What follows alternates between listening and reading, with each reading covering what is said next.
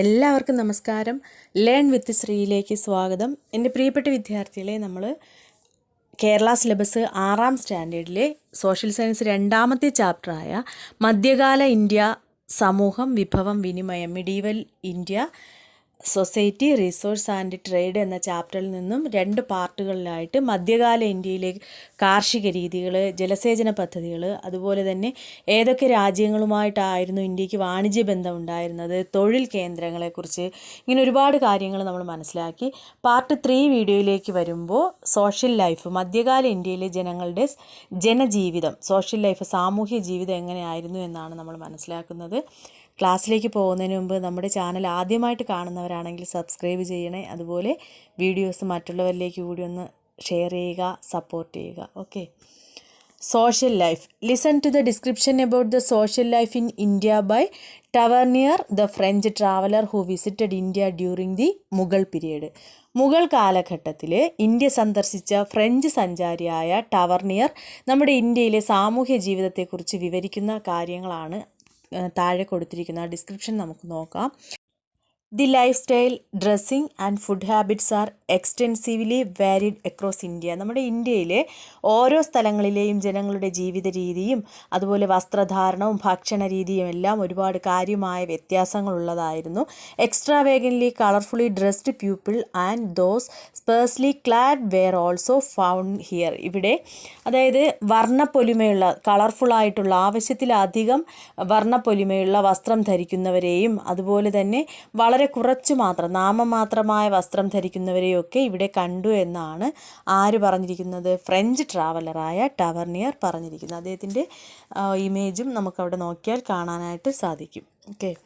What information about the social life of the period can be obtained from this description.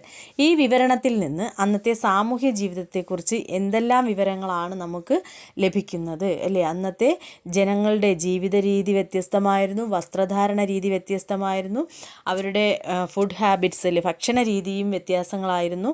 അതുപോലെ തന്നെ ഒരുപാട് ആർഭാടങ്ങളായ വസ്ത്രം ധരിക്കുന്നവരും ഉണ്ടായിരുന്നു, വളരെ നാമമാത്രമായ ഡ്രസ്സ് ധരിക്കുന്നവരും അന്നത്തെ കാലത്ത് ഉണ്ടായിരുന്നു. Social and economic inequalities existed among the people back then. Let us see what they were. അപ്പോൾ അതുവരെ ഉണ്ടായിരുന്ന social and economic inequalities existed among the people. അവിടെ സാമൂഹികവും സാമ്പത്തികവുമായ ഇൻഇക്വാലിറ്റീസ്, അസമത്വങ്ങൾ അക്കാലത്ത് ജനങ്ങൾക്കിടയിൽ നിലനിന്നിരുന്നു. അവ എന്തൊക്കെയായിരുന്നു എന്നുകൂടി നമുക്ക് നോക്കാം. Social status was determined on the basis of caste, occupation and wealth. Social status, സാമൂഹ്യ പദവി എന്ന് പറയുന്നത് നിർണ്ണയിക്കപ്പെട്ടിരുന്നത് ജാതി, ഉദ്യോഗം, സമ്പത്ത് തുടങ്ങിയവയെ അടിസ്ഥാനമാക്കിയാണ് അന്നത്തെ സോഷ്യൽ സ്റ്റാറ്റസ് ഡിറ്റർമൈൻ ചെയ്തിരുന്നത്. അതുപോലെ Kings, Lord's, priest, officers et cetera enjoyed higher social status. സമൂഹത്തിൽ ഉയർന്ന പദവി അലങ്കരിച്ചിരുന്നവർ ആരൊക്കെയായിരുന്നു അനുഭവിച്ചിരുന്നവർ? രാജാക്കന്മാരും പ്രഭുക്കന്മാരും പുരോഹിതന്മാരും ഉദ്യോഗസ്ഥന്മാരും ഒക്കെ സമൂഹത്തിൽ ഉയർന്ന പദവി അനുഭവിച്ചിരുന്നു. അതുപോലെ തന്നെ those who engaged in agriculture and handicraft belonged to lower social strata. അപ്പോൾ താഴെ തട്ടിലുള്ളവർ, സമൂഹത്തിലെ താഴെ തട്ടിലുള്ളവർ കൈത്തൊഴിലുകളിലും കൃഷിയിലും ഒക്കെ ഏർപ്പെട്ടാണ് അവരുടെ ജീവിതം മുന്നോട്ട് കൊണ്ടുപോയിക്കൊണ്ടിരുന്നത്. Each caste had its own customs and rituals. ഓരോ ജാതിയിൽപ്പെട്ടവർക്കും അവരുടേതായ ആചാരങ്ങളും അനുഷ്ഠാനങ്ങളും ഒക്കെ ഉണ്ടായിരുന്നു. Evil customs like the sati and child marriage prevailed. അന്നത്തെ കാലത്ത് ശൈശവ വിവാഹം, സതി സമ്പ്രദായം, ഇങ്ങനെയുള്ള അനാചാരങ്ങളും നിലനിന്നിരുന്നു. അപ്പോൾ നമ്മൾ സാമൂഹികവും സാമ്പത്തികവുമായ അസമത്വങ്ങൾ മധ്യകാല ഇന്ത്യയിലെ ജനങ്ങൾക്കിടയിൽ ഉണ്ടായിരുന്നു. അവ ഏതൊക്കെയായിരുന്നു എന്ന് ചോദിച്ചാൽ ജാതി, ഉദ്യോഗം, സമ്പത്ത് തുടങ്ങിയവയെ അടിസ്ഥാനമാക്കിയാണ് സാമൂഹിക പദവികൾ നിർണ്ണയിക്കപ്പെട്ടിരുന്നത്. രാജാക്കന്മാർ, പ്രഭുക്കന്മാർ, പുരോഹിതന്മാർ, ഉദ്യോഗസ്ഥർ തുടങ്ങിയവർ സമൂഹത്തിൽ ഉന്നത പദവി അനുഭവിക്കുമ്പോൾ കൈത്തൊഴിലുകളിലും കൃഷിയിലും ഒക്കെ ഏർപ്പെട്ടിരുന്നവർ സമൂഹത്തിലെ താഴെ തട്ടിലുള്ളവരായിരുന്നു. മനസ്സിലായല്ലോ? അതുപോലെ തന്നെ ഓരോ ജാതിയിൽപ്പെട്ടവർക്കും അവരുടേതായ ആചാരങ്ങളും അനുഷ്ഠാനങ്ങളും ഉണ്ടായിരുന്നു. സതി, ശൈശവ വിവാഹം തുടങ്ങിയ അനാചാരങ്ങളും നിലനിന്നിരുന്നു. Next, India the aboard of knowledge. India വിജ്ഞാന കേന്ദ്രമായിരുന്നു അല്ലേ നമ്മുടെ ഇന്ത്യ എന്ന് പറയുന്നത്. അപ്പോൾ അതിനെക്കുറിച്ച് അമീർ ഖുസ്രു എന്താണ് പറഞ്ഞിരിക്കുന്നതെന്ന് നമുക്ക് നോക്കാം.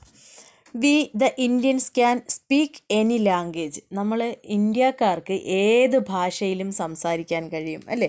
ഒരുപാട് ഭാഷകളാൽ സമ്പന്നമാണ് നമ്മുടെ രാജ്യം. But it is difficult for others to master our language. പക്ഷേ നമ്മുടെ ഭാഷ മറ്റുള്ളവർക്ക് വഴങ്ങാനൊരു അല്പം ബുദ്ധിമുട്ടാണ്. നമുക്ക് ഏത് ഭാഷയും സംസാരിക്കാൻ പറ്റും, പക്ഷെ നമ്മുടെ ഭാഷ സംസാരിക്കുക ഉള്ളത് മറ്റുള്ളവർക്ക് കുറച്ച് ബുദ്ധിമുട്ടുള്ള കാര്യമാണ്. Indians do not go abroad in search of knowledge. നമ്മുടെ ഇന്ത്യക്കാർ വിജ്ഞാന സമ്പാദനത്തിനായിട്ട് മറ്റു രാജ്യങ്ങളിലേക്ക് പോകുന്നില്ല. It is the people from other countries who come to India. പക്ഷേ ആ സമയത്തുള്ള കാര്യമാണ് പറയുന്നത്. മറ്റുള്ള രാജ്യങ്ങളിൽ നിന്നുള്ളവർ നമ്മുടെ രാജ്യത്തേക്ക് പഠിക്കാൻ വരികയാണ് ഉണ്ടായിരുന്നത്. Chess, the Panchatantra stories and mathematics are the contributions of India to the world. Chess, അതുപോലെ തന്നെ ചെസ്സ് എന്ന് പറയുമ്പോൾ ചതുരംഗം എന്നും പറയാം. ചതുരംഗം, പഞ്ചതന്ത്ര കഥകൾ, സംഖ്യാശാസ്ത്രം, ഇതെല്ലാം ലോകത്തിന് നമ്മുടെ ഇന്ത്യ നൽകിയ സംഭാവനകളാണ്. ഇതാര് പറഞ്ഞതാണ്? അമീർ ഖുസ്രു പറഞ്ഞ വിവരണമാണ്. അപ്പോൾ നെക്സ്റ്റ് പേജിലേക്ക് നമുക്ക് നോക്കാം. These are the words of Amir Khusrau, the poet who lived during the sultanate period. Sultanate കാലഘട്ടത്തിൽ അല്ലെങ്കിൽ സൽത്തനേറ്റ് കാലഘട്ടത്തിൽ ജീവിച്ചിരുന്ന കവിയായ അമീർ ഖുസ്രുവിൻ്റെ വാക്കുകളാണ്. അദ്ദേഹം നമ്മുടെ ഇന്ത്യയെക്കുറിച്ച് പറഞ്ഞതാണ് നമ്മളിപ്പോൾ വായിച്ചത്. അതായത് ഇന്ത്യയുടെ വിജ്ഞാന പുരോഗതിയെക്കുറിച്ച് ഒരുപാട് കാര്യങ്ങൾ അദ്ദേഹം പറഞ്ഞു അല്ലേ. What can you comprehend from this description about the advancement in learning in India. നമ്മുടെ ഇന്ത്യയിലെ വിദ്യാഭ്യാസ പുരോഗതി അല്ലെങ്കിൽ വിജ്ഞാന പുരോഗതിയെക്കുറിച്ച് ഇതിൽ നിന്ന് നമുക്ക് എന്തെല്ലാം മനസ്സിലാക്കാനായിട്ട് സാധിക്കും. അതായത് ആ കാലഘട്ടത്തിൽ നമ്മുടെ ഇന്ത്യ എന്ന് പറയുന്നത് വിജ്ഞാന സമ്പന്നമായിരുന്നു. ഒരുപാട് രാജ്യങ്ങളിൽ നിന്നുള്ള വിദ്യാർത്ഥികളൊക്കെ നമ്മുടെ ഇന്ത്യയിലെത്തി പഠനം നടത്താനായിട്ട് വരുമായിരുന്നു. അതുപോലെ ഇവിടെ നിന്ന് വിദേശങ്ങളിലേക്ക് പോകുന്നവർ കുറവുമായിരുന്നു. നമ്മൾക്ക് എല്ലാ ഭാഷകളും കൈകാര്യം ചെയ്യാൻ അറിയാമായിരുന്നു. ഇങ്ങനെ ഒരുപാട് നേട്ടങ്ങൾ ആ കാലഘട്ടത്തിൽ ഉണ്ടായി. We have discussed Nalanda university in the previous class. നമ്മൾ കഴിഞ്ഞ ക്ലാസ്സിൽ നളന്ദ യൂണിവേഴ്സിറ്റി, അതായത് മുൻ വർഷത്തെ ക്ലാസ്സുകളിൽ നമ്മൾ പഠിച്ചിട്ടുള്ളതാണ്. നളന്ദ യൂണിവേഴ്സിറ്റിയിൽ നളന്ദ സർവകലാശാലയെക്കുറിച്ചൊക്കെ നിങ്ങൾ പഠിച്ചിട്ടുണ്ട്. Several educational centres existed in medieval India as well. ആ കാലഘട്ടത്തിൽ മധ്യകാല ഇന്ത്യയിലും നിരവധി വിദ്യാ കേന്ദ്രങ്ങൾ ഉണ്ടായിരുന്നു. വിജ്ഞാന സമ്പാദനത്തിന്, അറിവ് സമ്പാദിക്കുന്നതിന് ധാരാളം കേന്ദ്രങ്ങൾ ഉണ്ടായിരുന്നു. Students from different parts of the world flocked to these centres in search of knowledge. അപ്പോൾ ലോകത്തിൻ്റെ വിവിധ ഭാഗങ്ങളിൽ നിന്നുള്ള വിദ്യാർത്ഥികൾ നമ്മുടെ വിദ്യാ കേന്ദ്രങ്ങളിലേക്ക് അറിവ് തേടിയെത്തിയിരുന്നു. The educational centres in Banaras, Agra, Lahore, Kanchi, Madurai and Delhi were remarkable among them. ഇവയിൽ പ്രധാനപ്പെട്ടവ ഏതെല്ലാമായിരുന്നു? ജയ്പൂർ, ഡൽഹി, ഉജ്ജയിനി, ബനാറസ്, ഇവയെല്ലാം ഇതിൽ പ്രധാനപ്പെട്ടവയായിരുന്നു.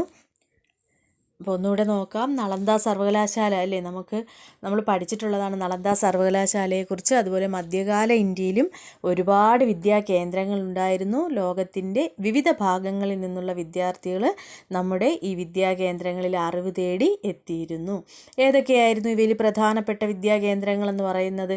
ബനാറസ്, ആഗ്ര, ലാഹോർ, കാഞ്ചി, മധുര, ഡൽഹി എന്നിവയായിരുന്നു. Okay. Astronomy and mathematics advanced during the period. ഈ കാലഘട്ടത്തിൽ ജ്യോതിശാസ്ത്രവും, ജ്യോതിശാസ്ത്രം, മാത്തമാറ്റിക്സ്, ഗണിതശാസ്ത്രം എന്നീ വിജ്ഞാന ശാഖകൾ പുരോഗതി നേടുകയുണ്ടായി. ഈ സമയത്ത് പുരോഗതി ഉണ്ടായ 2 മേഖലകളായിരുന്നു. അതുപോലെ Lilavati by Bhaskaracharya was a famous work in mathematics. അപ്പോൾ ഗണിതശാസ്ത്രത്തിൽ ഭാസ്കരാചാര്യർ രചിച്ച ലീലാവതി ശ്രദ്ധേയമായ ഒരു ശാസ്ത്ര ഗ്രന്ഥമായിരുന്നു. അതുപോലെ തന്നെ എന്താണ്, observatories were established in Jaipur, Delhi, Ujjain and Banaras. ഈ കാലഘട്ടത്തിലാണ് ഒരുപാട് കൃതികൾ പേർഷ്യൻ ഭാഷയിലേക്ക് തർജിമ ചെയ്യപ്പെട്ടു.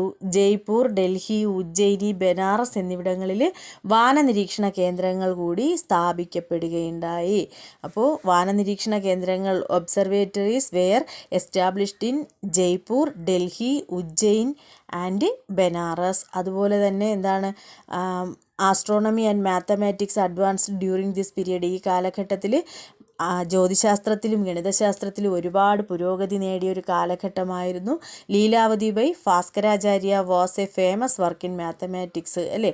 ലീലാവതി എന്ന വർക്ക് ആരുടേതാണ്? ഭാസ്കരാചാര്യരുടെ ഫേമസ് വർക്ക് ഗണിതശാസ്ത്രത്തിലുള്ള ഒരു പ്രശസ്ത ഗ്രന്ഥമാണ്. അപ്പോൾ ഇങ്ങനെ ഒരുപാട് മുതൽക്കൂട്ടുകൾ നമുക്ക് ആ കാലഘട്ടത്തിൽ ലഭിക്കുകയുണ്ടായി. Several text were translated into Persian ഭാഷയിലേക്ക് ഒരുപാട് നമ്മുടെ കൃതികൾ തർജ്ജിമ ചെയ്യപ്പെട്ടു. അപ്പോൾ ഇതെല്ലാം മധ്യകാല ഇന്ത്യയിലെ കൃതികളെക്കുറിച്ചും സാമൂഹ്യ ജീവിതത്തെക്കുറിച്ചുമൊക്കെ മനസ്സിലാക്കാൻ കഴിയുന്ന പ്രധാനപ്പെട്ട വസ്തുതകളാണ്. അപ്പോൾ രണ്ടാമത്തെ ചാപ്റ്ററിൽ പ്രധാനപ്പെട്ട ഇത്രയാണ് നമുക്ക് രണ്ടാമത്തെ ചാപ്റ്ററിൽ പഠിക്കാനായിട്ടുള്ളത്. മൂന്നാമത്തെ ചാപ്റ്ററുമായിട്ട് നമുക്ക് നെക്സ്റ്റ് ക്ലാസ്സിൽ കാണാം.